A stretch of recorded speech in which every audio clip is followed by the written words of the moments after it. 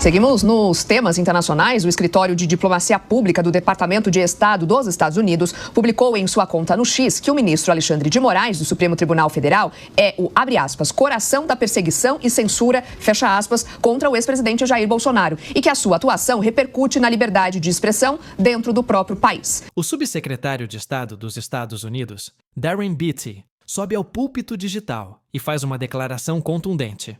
Alexandre de Moraes é o coração pulsante da perseguição e censura contra Jair Bolsonaro.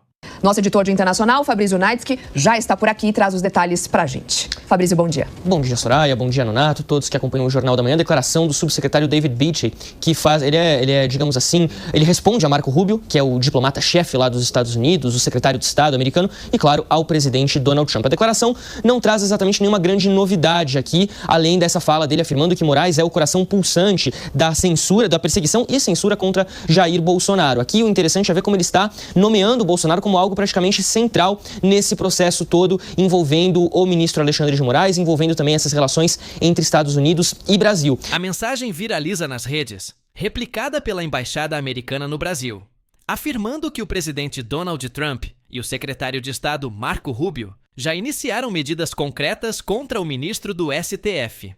Horas antes, Rubio já havia anunciado a revogação de vistos para o juiz, seus aliados e familiares, alegando que um sistema de repressão política extrapola fronteiras e viola direitos fundamentais. Mas a grande linha aqui para a gente destacar é a questão da atuação de empresas americanas aqui no país e como o STF tem se envolvido em relação a isso. A gente lembra no passado, houve aquele bloqueio temporário do X, o antigo Twitter, por conta de algo que a legislação brasileira aponta, que é a necessidade de uma empresa estrangeira ter representação local aqui no país. Senão, ela não pode operar. Como o X não tinha apontado um representante legal, alguém que pudesse responder pela empresa aqui no Brasil, ele precisou ter as atividades suspensas temporariamente. Isso é o que diz a nossa legislação. Se os Estados Unidos gostam ou não, aprovam ou não, é uma outra história. Acontece que o governo americano tem buscado procurar situações, casos ao redor do mundo, onde empresas, principalmente do setor tecnológico, acabem sendo prejudicadas de alguma forma ou de outra. Além do X, houve também o caso do Rumble, uma outra rede social que também passou por uma situação parecida aqui no Brasil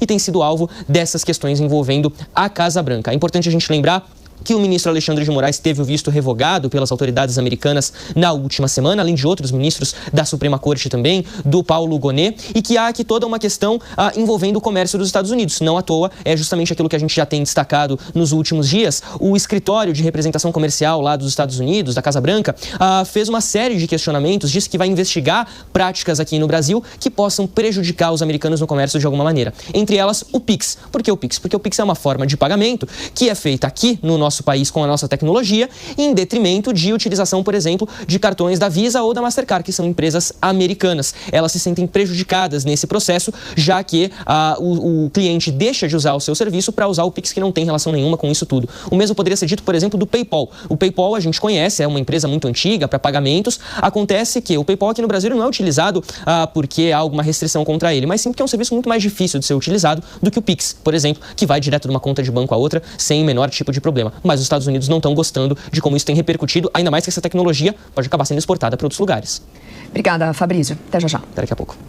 A ofensiva internacional ocorre no calor de um caso explosivo. O ex-presidente Bolsonaro enfrenta medidas judiciais que incluem tornozeleira eletrônica, uso restrito de redes sociais, proibição de contato com diplomatas e buscas em sua residência, por suposta tentativa de golpe de Estado em 2023.